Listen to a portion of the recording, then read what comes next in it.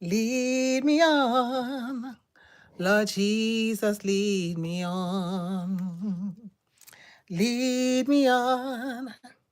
Lord Jesus, lead me on to the place, Jesus, you prepared for me. Hallelujah. Oh, lead me on. Lord Jesus, lead me on. Yes, lead us on. Lord Jesus, lead us on. Oh, lead us on. Lord Jesus, lead us on to the place you prepared for us. Oh, hallelujah. In your Father's house, there are many rooms. That's what you said, Lord Jesus. In your Father's house, there are many rooms. Hallelujah. In your Father's house, oh, there are many rooms. So we pray, Lord Jesus, lead us on to the place you prepared. Oh, lead us on, lead us on. Lord Jesus, lead us on, lead us on, lead us on. Lord Jesus, lead us on, lead us on. Lord Jesus, lead us on to the place you prepared for us. Oh, Lord Jesus, lead us on, Lord Jesus. Lead us on, Lord Jesus. Oh, lead us on, Lord Jesus. Lead us on to the place that you prepared for us. Lead us on, Lord Jesus. Oh, Lord Jesus. This wall is not my home. We're just pressing on, Lord Jesus. Lead us on to that place. How are you all doing today? Welcome, welcome, welcome, welcome to this encouragement session that I titled True Prophecy Still Calls Us Back to God. Yes, true prophecy still calls us back to God. I got so much, but we're going to make it through. We are going to make it. What I say, we're going to make it. So, this is what I am going to talk about today. This is Straight Talk with Joy today. Straight Talk. This is Straight Talk. This is a straight talk. You know, I was listening to what's her name again? Can't remember her name. But she was saying something about the religion that she's into, that it encourages for them to think. I was like, yeah, that's what even the scriptures. The Bible tells us, and God said, come, let us reason together. God did not create robots. He said, come, let us reason together. Come, let us reason together. Even Jesus said, that's how I sang, that in my Father's house there are many rooms. He said, if we were not so, he won't tell us. So he's also encouraging us to do what? To think. Don't be a robot. God did not create us to be like that. God created us, he made us in his own image and in his likeness. The character of God, the likeness of God, his image. So let us go a little in the scriptures to encourage ourselves today. Hey, I see you, Jacob. Let us go to encourage ourselves in the word of God today. I was reading Isaiah chapter 5, and something struck me. And I've been thinking about this before I read Isaiah chapter 5. But when I read it today, I was like, this has just been on my heart. So I had to come to share and to encourage us to think, to reason. Use the reasoning faculty that God gave you. That's why God gave you a mind. It made you and gave you a mind. Don't let nobody take that your mind, rob you of your ability to think when it comes to the things of the scriptures. Don't let nobody be downloading to you all the time what your father is saying. And that's I'm trying to encourage us today. I keep saying this. If your father keeps talking to you through somebody, I don't know what kind of father that is. That's not God. God is speaking even to you. Gone are the days. Come on. People fought for us to have the scriptures. You remember Martin Luther? He fought. Martin Luther fought for the scriptures not just to be in the hands of a few people, because that's not how God wanted it. God is speaking to his creation. So he wants all his creation to come to him. Gone are the days when there was one high priest, only one that entered the Holy of Holies once a year, not our own high priest. No, he came so that in us he would deposit himself, and then we can come to the Father ourselves. That's what happened when Jesus died on the cross. I see you at Karina, Aguilar. When Jesus died on the cross, the curtain was torn from top to bottom so we could see, so we could enter in. His body was the broken body. His body is the one that granted us access. His body was broken. That's why Jesus gave us that example when he did the communion. He took the bread and he broke it. So when I'm eating communion, I always break my bread because Jesus broke it. He broke the bread. The scripture says Jesus took the bread and he broke it. And he said, this is my body broken for you. Broken so that me and you can have access. So why are you not reading your scriptures? Why are you letting somebody come talk to you every time about what your father is saying? I'm encouraging you to pick up your scripture and read it. These are the love letters that God wrote to you. Anyway, let me talk about what my topic is today. Let me encourage us today so that we will not be deceived, so that we will know more about your father. If you never met your father, just assume you never knew your father, because maybe your father is in another country, you're in another country, another community, but your father is writing you letters. The letters are piling up. You never open the letter. You will never know your father.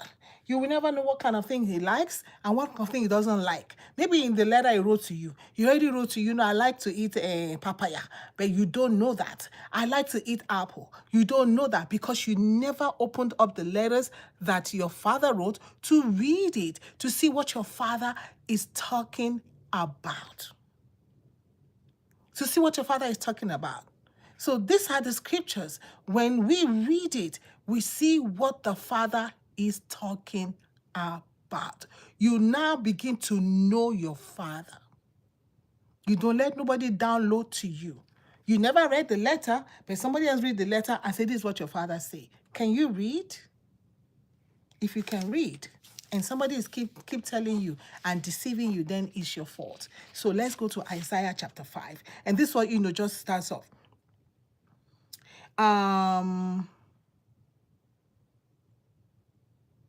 Okay. I'll read from verse 11. It says, woe to those who get up early to pursue intoxicating liquor. Simply, I'm sorry for y'all. If you wake up in the morning and there's a bottle, just think about it. You have a bottle by your bedside. You have moved it from the liquor store. You left it first. It was in your sitting room, in the wine, whatever place that you decided to have a wine shop in your house. For those that have wine shop in their house, then it wasn't enough. You now move the wine shop to your bedroom. It wasn't enough. You now move the wine shop to your nightstand, or on the floor by your bed. You move the wine shop over there. Here, this is what the Bible says. I'm sorry for you if you get up early to pursue intoxicating liquor. Who stay up late at night until wine inflames them.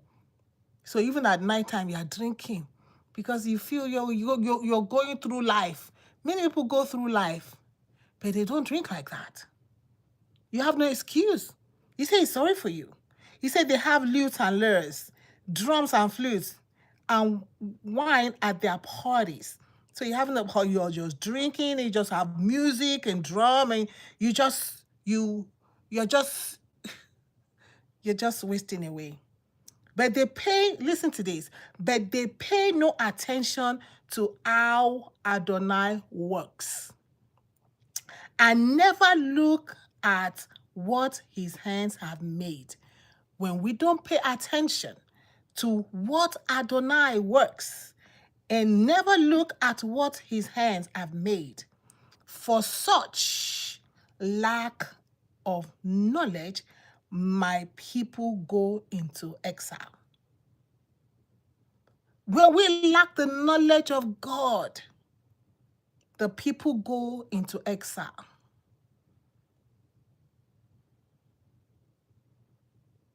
For such lack of knowledge, my people go into exile.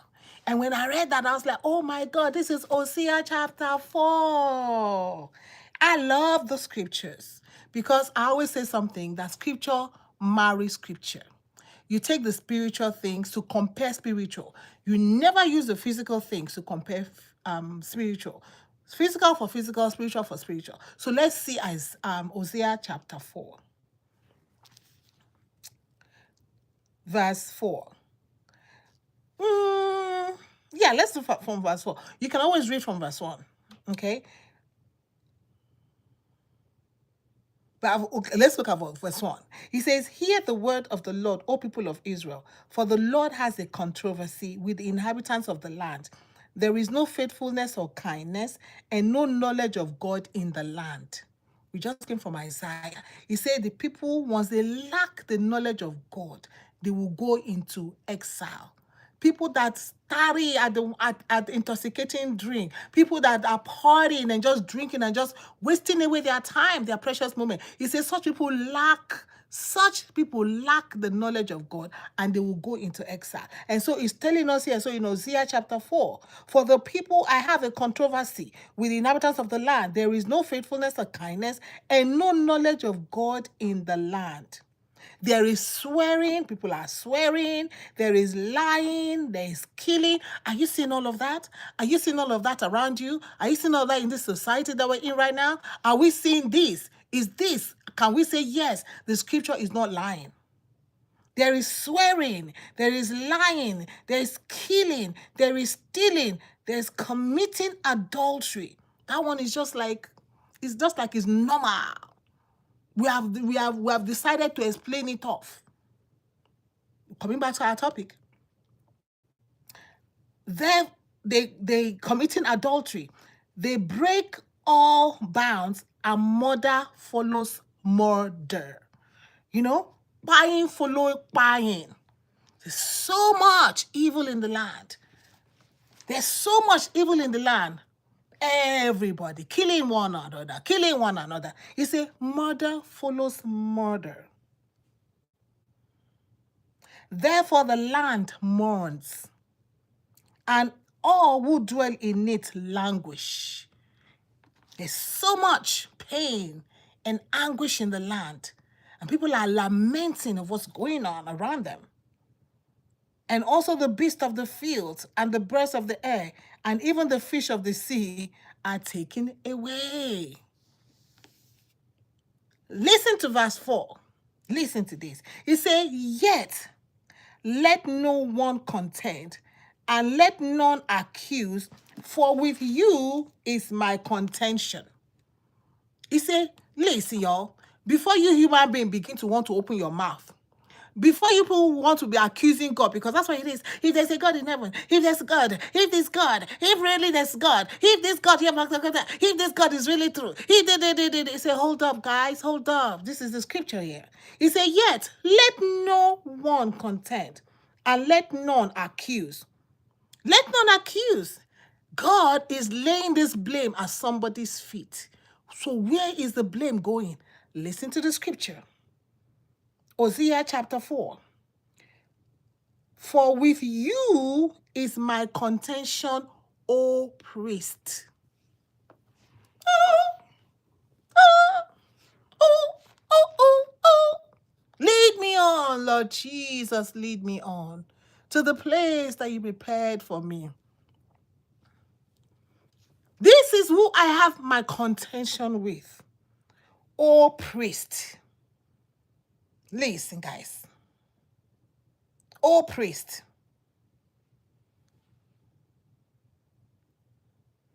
You shall stumble by day.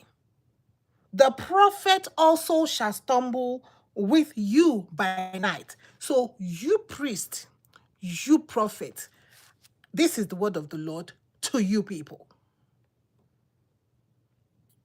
And I will destroy your mother. My people are destroyed for lack of knowledge because you, O priest, O prophet, have rejected knowledge. I reject you from being a priest to me. God is speaking about the priests and about the prophets, about the spiritual leaders. And since you have forgotten the law, remember we came from Isaiah, where people have forgotten the law, where people were not paying attention to the works of Adonai. He says, for they pay no attention to how Adonai works. And here, Hosea is saying the same thing. Because you have rejected knowledge, I reject you from being a priest to me. And since you have forgotten the law of your God, I also will forget your children. The priest and the prophets. What was their role? When I began to just examine the priest and the prophets. Let me tell you, even before I do that, there was a woman in the scripture called Deborah, the wife of Lapido. I hope I spelled that right. She was a prophetess judging Israel. She was a judge, okay? She was like a ruler. She wasn't a spiritual leader, okay? Because people want to use that. Why do I say that? Because she was just a judge ruling over Israel. It wasn't given for Deborah to take Israelite to the battle. That is why she made the man and said, God has called you. So because now we find a place where the men just want to do nothing. Even in the home, they think that, oh, the woman is in charge of prayer, the woman is in charge of fasting. No. God did not make it like that. And that's why the scripture says that creation is groaning and waiting for the manifestation of the sons, not the daughters of God. And please do not tell me that in the kingdom of God, there's no male, there's no female. God, in the beginning, he made them male and female. And everybody had their assignment. Adam, till the ground. Adam, you are in charge of the garden. Adam, keep the garden. Protect the garden. When you see somebody keep something, he's protecting it. And so, Deborah went to the man that was assigned. It is the man that is assigned to go to battle. The man is assigned to go to battle. For the men that want to sit down at home and let their wives go and work and fend for them. No, the man is assigned to go to battle. And I always tell people at my job, I say, you're a man. Well, I want to go on vacation. I say, for what? They'll be like, well, I say, yeah, for what? No, you're a man. You got to work. I go on vacation. You work. They'll be like, well, I say, yeah, God told the man to till the ground, period. But when the man leaves the job, that is why we have the society that we're having right now. There's a place for the prophets. God is saying, I am just a Deborah sounding the trumpet. I am just a Deborah. What did Deborah do? She only called the man. I only gave the man, say, this is what God said. You are the one. And then the man said, you know what, Deborah? If you don't go with me, I will not go. Deborah said, that's fine. I'll go with you. That doesn't mean that Deborah fought the battle with him. No. It was for him to fight the battle. Just like when they told Elisha, the place we're staying is too small. Oh, just go with us. I see you at Korea. It says, go with us. That doesn't mean Elisha is one that felt the trees that they needed. No, he was just there. His presence there. So I'm calling all the prophets and all the priests. Today I was privileged to talk to an apostle. And I think I did something, was like, oh, that thing you did, da, da, da, da, da. And then it was like, I'm not trying to be. I said, no, you're not Ash at all. Oh. I just see that you're an apostle. This is what an apostle is supposed to do. Something go wrong, you correct it. And so you're playing your role. Yes. So let's talk about the prophets of old. The people say, my people are destroyed for lack of knowledge, because the priest and the prophets have rejected knowledge. And so because of that, you got to be very careful. Because sometimes I don't even think we believe the scripture. We don't believe that God can reject priests. He says, because of that, I reject you from being a priest to me. Think of your role. What are the prophets of nowadays doing that the prophets of old did not do? And I searched the scripture. When David sinned, who was a king, David could take off the head of Nathan. Just like when God told Samuel, I need to go anoint David. What did Samuel tell? Samuel told God. He said, you know that Saul is still king. You know that if Saul should know what I'm about to do, Saul is going to take my head off. That is the power of the king. But what did Samuel do? Did Samuel not confront Saul? Samuel confronted Saul. When push came to shove, he spoke truth to power. Nathan, in the time of David, also a prophet, spoke truth to power. Told David, you are the one. Looking David in the face and talking to the king, prophet, that David could order head off. But he looked at David and told him the word from God. He did not fear David. But I see the prophets of nowadays. And I'm wanting you to think also. I'm wanting you to think with me and reason with me what is going on. Read in your scripture and compare with me the prophets of today. Who is speaking truth to power? Elijah confronted Ahab. Elijah. Can you confront Ahab? Have you confronted the Ahab of your time? Have you even confronted Jezebel, the wife of Ahab? Can you confront them? Can you confront the Ahab of your society? Or, because of the brown envelope, your mouth has been shut up? I'm looking at the prophets in the scripture. I'm looking at the ones that say, yes, God called me to be a prophet. The prophets of nowadays, all they want is, I don't even know what to say, but I'm going to challenge you and encourage you to look around you. It is time for you to save yourself from this untoward generation. Untoward generation. Save yourself. So I've mentioned Elijah. I've mentioned Elisha. Have I mentioned Elisha? Elisha spoke truth to power. Micah spoke truth to power. Jeremiah spoke truth to power, to an extent that they took Jeremiah and put him in a miry clay. And then, thank God for the Ethiopian guy, Enoch, that brought him out and was feeding him, that went to the king and said, this is your person. Why did you do this? Jeremiah spoke truth to power. The only thing I want to ask us is that with all the evil around us, can nobody speak truth to power?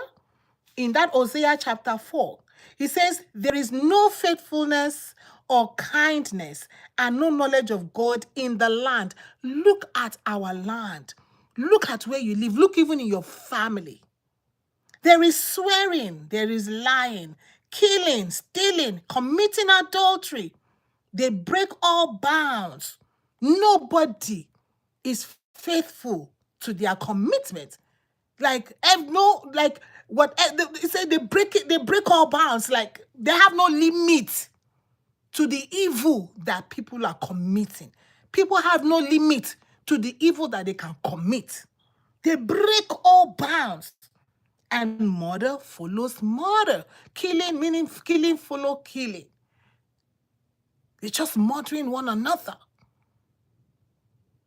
Therefore, the land mourns, and all who dwell in it languish. And also the beast of the even the animals, are the dogs and the cats. They are like, what's going on in the world? The man that was put in place, the man that was told to subdue, the man that was told to keep, the man was told to keep it. That is the same man. And nobody is saying anything. Our prophets, our modern day prophets, are only interested in calling you out in the public and telling you prophecy that don't make sense. Prophecy that don't make sense. Taking your private life, putting it outside. I say, who did they see that from?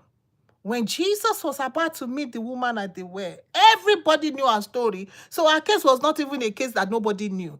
Even then, Jesus did not throw her out there. He sent to the disciples, you go and get bread. I love that. Jesus sent them to go get bread. And then he had a personal discussion with the woman. It was the woman herself that took her story out, because she was already known in the community. Say, come and see a man. Is this the one? Is this not the one? Is this the Messiah? I think I have seen him.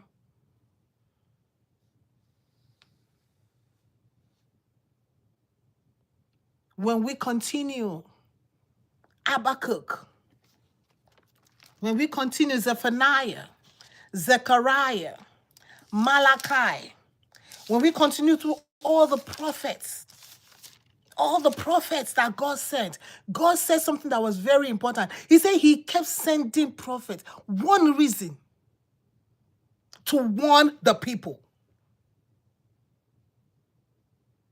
And I will ask you, how much warning are you getting about the judgment to come? Because when he sent the prophet, he was sending to warn them about the judgment to come. Before Israel was taken away by the Assyrians, he said he kept sending them prophets. He kept sending them prophets. He sent them prophets to warn them of the judgment to come.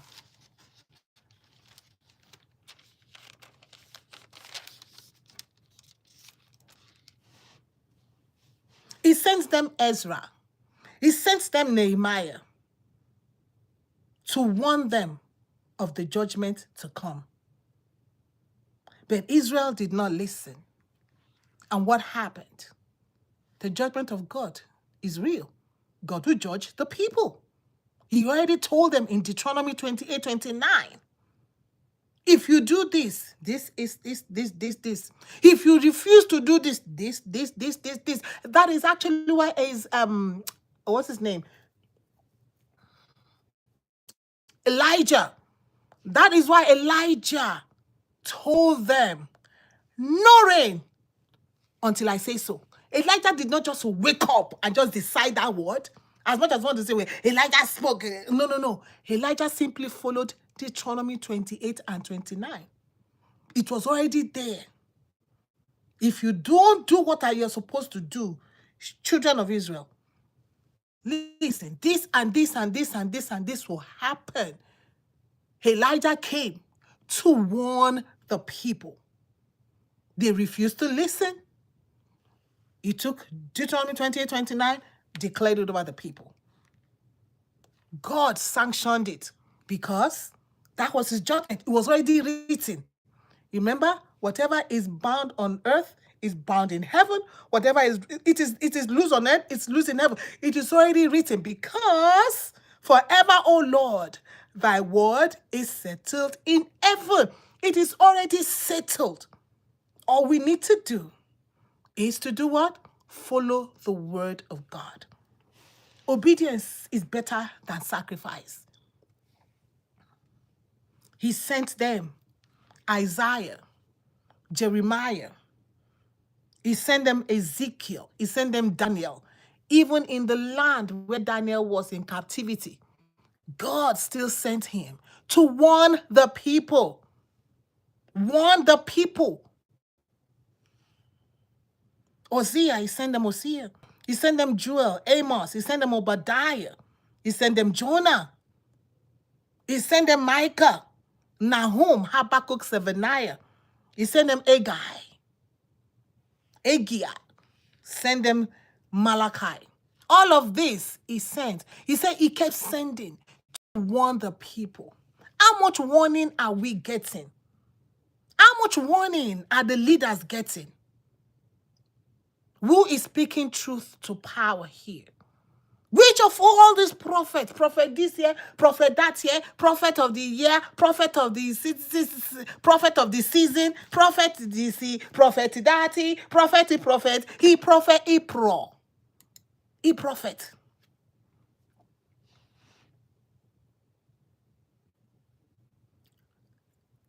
Many, he said they will heap up amongst themselves people that tell them things that make their heads to tingle. Comfort prophet, nine we get. I call them candy prophets.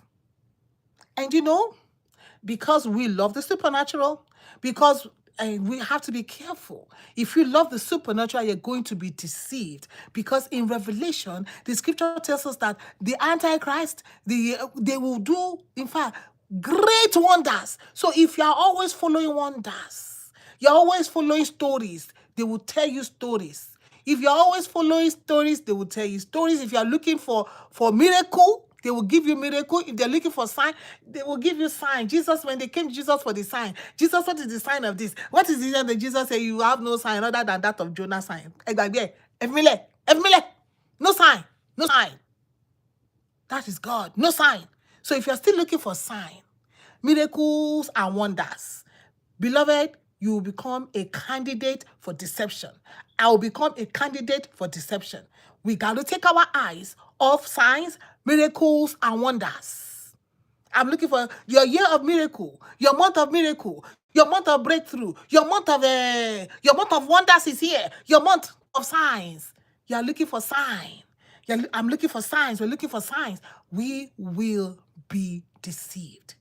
That's what Revelation say. Why? Because that wicked person, that wicked one, will walk signs. It's a great signs, not just thing. No, great one. Talking about the prophets. The people are perishing. Why? There's a reason why people are perishing. This is Deborah. 21st century Deborah. 21st century Deborah. Hosea chapter 4. Yet let no one contend, and let no one accuse. God is saying, for with you is my contention, O priest. You shall stumble by day. The prophet also shall stumble with you by night, and I will destroy your mother. My people are destroyed. Why? Because of lack of knowledge. My people are destroyed because they lack teaching priests. There's another part of scripture that says that they lack teaching priest. The priest and the prophet are supposed to teach the word. They are not teaching the word. It's all signs and wonders and miracles and spectacular. And the supernatural is the supernatural that we're looking for, and we're with your hunger. Bible says, blessed is the man that thirsts after righteousness, not after supernatural. Blessed is the man that is thirsting after righteousness. You thirst after righteousness. You're thirsting after God. You're thirsting after the ways of God. He says in Isaiah 5:13, he says, because people do not know, they do not take time to consider the works of God.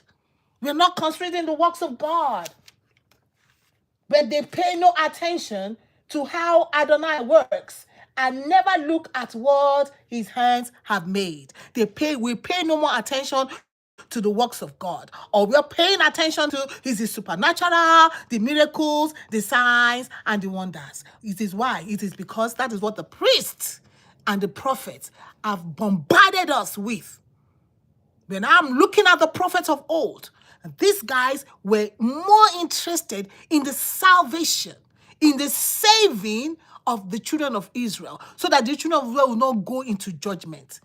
They were trying to get them away, to bring them back to the point where they will not go into judgment, because judgment was coming. They were going to be scattered all over the world. Babylon is coming. Judah, Babylon is coming. When it came to Israel, Assyria is coming. Assyria is coming. Change your ways. Stop worshiping all these idols. Stop all this idolatry that you are doing. Babylon, Israel, Assyria is coming. Assyria is coming. It has been said. It has been declared. Deuteronomy 28:29. Israel, you are worshiping this thing that Jeroboam made you to worship. You are following the ways of Jeroboam. You are doing evil in the sight of God. And they kept pumping Israel. They kept pumping Israel. But Israel, the 10 tribes of Israel, did not heed the call. And behold, Assyria came and took them, and uprooted them from the land that God gave them, and scattered them all over the earth. That's why everywhere you go, you see Jew people, yeah. And some people just take their place and say, oh, we are Jewish. Yeah, scattered. Scattered, why? Because they abandoned God. They did not pay attention to the works of God. And God scattered them, even though the prophets were sounding the trumpet. Time for Judah. Isaiah came. Jeremiah came, screaming, Babylon is coming. Judgment is coming. Judah, turn from your wicked ways. Judah, turn from your wicked ways. Turn to God. Sometimes some of the kings will hear, like Josiah heard and turned, Ezekiah heard and turned, here and there somebody will turn. And once they turn, there was a blessing. And then after a while, once that king is gone, another king come and continue in the evil way. And then the prophets, they kept warning the people. What is your prophet warning you? Is your priest warning you? How much warning are we getting in this generation? This is my encouragement to you. If you are aware nobody is warning you to depart from sin, your judgment is coming. If all they are telling you is sweet and candy, how your blessings are here, how your breakthrough is today, how your miracle is right now, you are living in sin. You're a married man, you're living in sin. You're a married woman, you're committing adultery, and your blessing is right here. You're duping and scamming people. Just hear the story of a man that scammed another person of 650 million naira. I was like, in my life, in my world, what is wrong with us? And I heard the story of another woman who, said I had people to go and buy her husband 4 times. I heard it. I was like, what is wrong with this wicked world? And nobody speaks truth to power. And she goes to church. She goes to church. Oh, I'm a Catholic. She goes to church. She goes to church. Yet, she wants her husband died. Somebody explain to me, who is speaking truth to power? Who is telling that rich woman? Because, you got money, right? So you think you bought the priest, you bought the pastor, nobody can say anything to you? We need Elijah's back. We need Nahum. We need Habakkuk. We need Jeremiah. We need people that will speak truth to power. I don't care your face.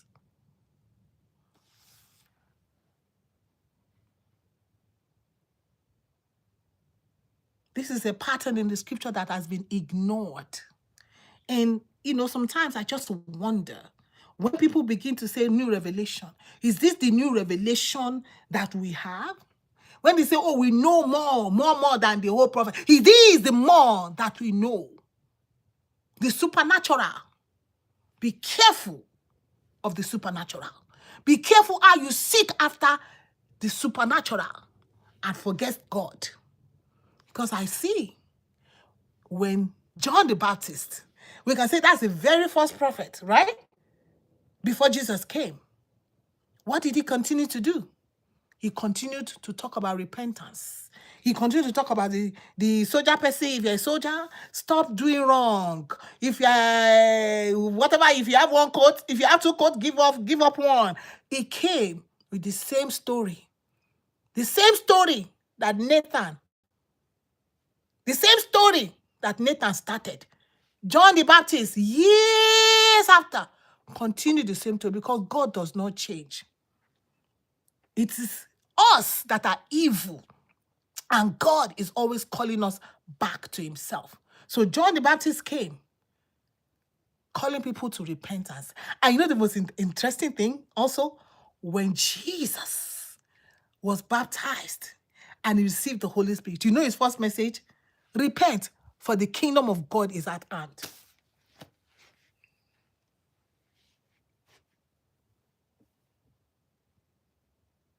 Jesus, the Savior of the world. Jesus, the Word of God. Jesus, the Son of God. Jesus, the soon coming King. Jesus, the Lamb of sacrifice. What was his message? Repent, for the kingdom of God is at hand.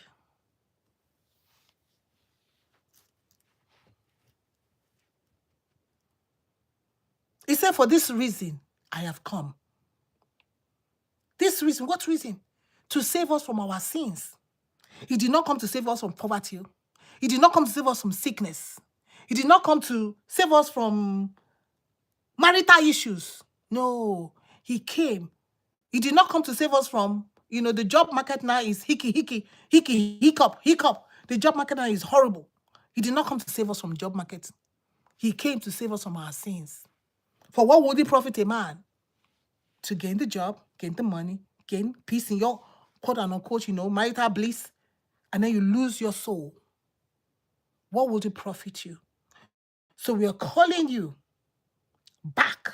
If you're a priest and a prophet, I need you to read Hosea chapter 4 and read Isaiah chapter 5, because this is for you. The people lack the knowledge of God. God say, I have a contention with you, because you are the one. He gave us what? He gave us apostles and prophets and pastors and teachers and evangelists for thee. There's a reason. There's a reason why he gave you to us. Edify the body. Get the people ready for the work of the ministry. No. Are you getting the people ready for the work of the ministry? Are you edifying the body? Are you giving them the word that will prepare them to meet their king? Or are you giving them the word that will please and cause their hair to tingle? And then they will go home and continue. In Isaiah, it says, I love the scriptures. In Isaiah, it says they have lutes and lyres, drums and flutes, and wine at their parties. They go to continue their lives. When they get out of church, they go back to their parties with music and drinking. They go back and wake up drinking, go to bed drinking. They go back to their adultery. They go back to their fornication. They go back to their lying. Hosea chapter 4. They go back to their not being faithful. You're not faithful to your wife. You're not faithful to your husband. You're not faithful on your job. You're not faithful to your commitment. Go back not being kind. Go back to swearing. Say the truth. Let your yea be yea and your nay be nay. Ain't no need to swear. The moment you begin to swear, Bible says when it don't pass, when it's more than yea and yea or nay and nay, it say there's evil underneath. They go back to lying. They go back to killing. They go back to stealing. They go back to breaking all bounds. Murder follows murder when they get out of your church. Or when they get out from where you say you have given them the word. What kind of word are we passing on? Times may have changed, but God has not changed. You know, we're having a meeting, was like, and so I said, you know what? Times have changed, oh. We are living in a different world. And one of the pastors was like, listen, times may have changed, but listen, this one will not change.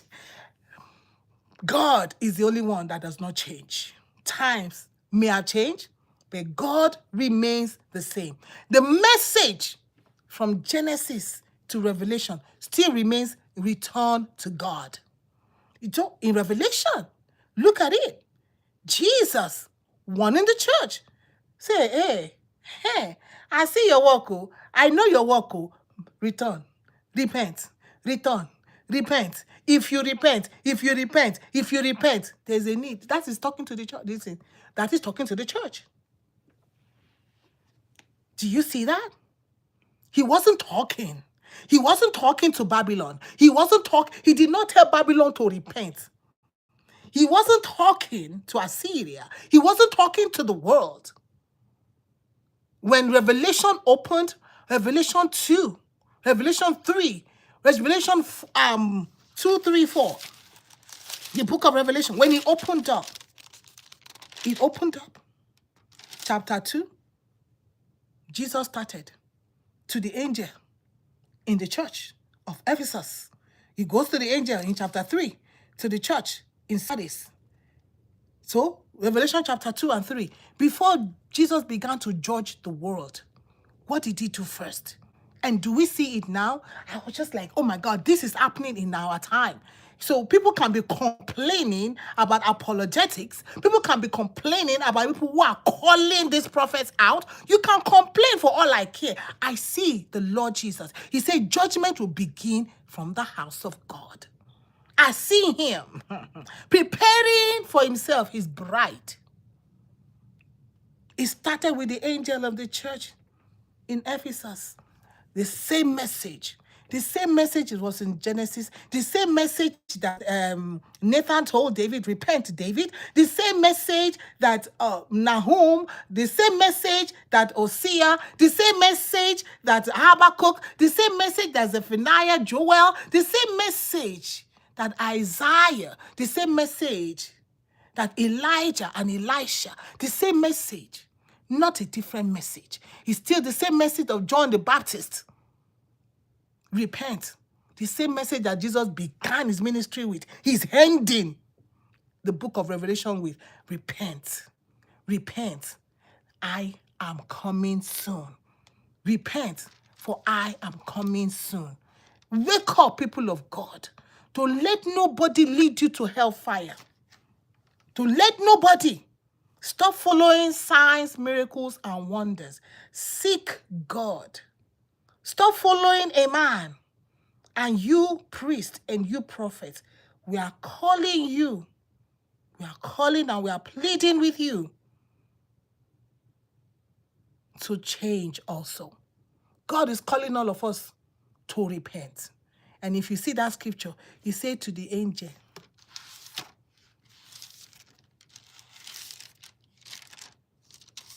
you want to read that? Revelation chapter 2. To the angel of the church in Ephesus write the words of him who holds the 7 stars in his right hand, who walks among the 7 golden lampstands. I know your works. He's talking to the angel. Hey, hear you, angel of the church. You that the Lord Jesus has put in charge. You that the Lord Jesus is telling you to repent. He's telling you to repent. He's telling you. So even you who are following that angel, you repent. God is not only looking for prophets to speak. He's looking for us that will respond to his word. So, as I say, you have to save your own self. That's what Peter said, preaching in Acts. He said, save yourself from this untoward generation.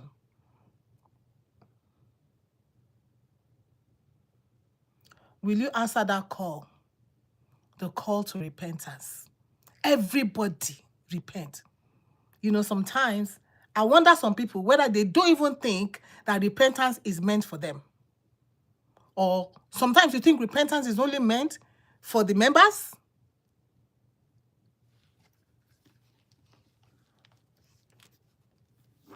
Hosea, let me close here. Hosea chapter 4. Let me say it again. Let no one contend, and let no one accuse. For with you is my contention, O priest. To the angel of the church in Ephesus, to the angel of the church in Sardis, to the angel of the church in Thyatira, to the angel of the church in Laodicea, to the angel of the church in Philadelphia, and all the churches, to the angel. Jesus is calling. Jesus is calling. He's calling to you. Oh, Jesus is calling. He's calling to me. Oh, Jesus is calling. He's calling to you. Oh, Jesus is calling. He's calling to me. He's calling to each and every one of us. To the one that tarries at wine, to the one that wakes up to wine, to the one that is committing evil, killing and lying and murder upon murder and stealing and committing adultery. Jesus is calling to all of us, including the priest and the prophets. Shalom. Save yourself. Read your scripture. Follow the word of God. Seek after God. Seek after righteousness. And the Lord will give you life. Shalom. Believe in the Lord Jesus. The Bible says that whosoever believes in him will not perish, but have everlasting life. Jesus is calling. He's calling to you. Oh, Jesus is calling.